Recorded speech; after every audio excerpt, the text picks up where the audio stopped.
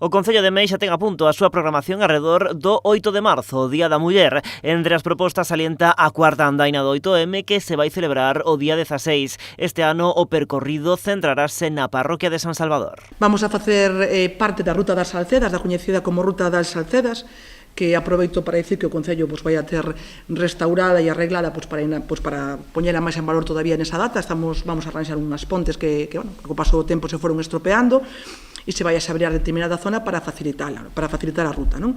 É unha ruta que non a vamos a facer enteira porque é moi longa e como ven xente de todas as cidades a vamos a reducir a 4,5 km.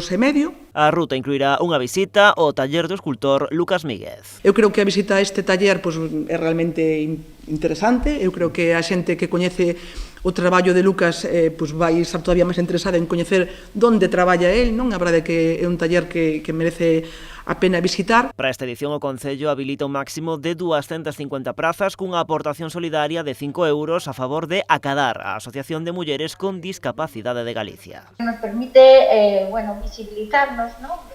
Para poder chegar ás mulleres con discapacidade, as mulleres e nenas con discapacidade da contorna de Meis e do Salnés, no que en algún concello temos traballado a través dos talleres, e esta asociación que se constituiu no 2009 que está declarada de utilidade pública, traballa con mulleres con discapacidade e coas nenas e tamén coas institucións. Mais alá desta andaina, o Concello ten en marcha tamén o 6º concurso de cartéis do 8M. Unha actividade que facemos cos centros educativos do Concello, todos os centros presentan os seus cartéis, se elixe o gañador que vai a ser a imaxe institucional do Concello en relación este ano co 8M.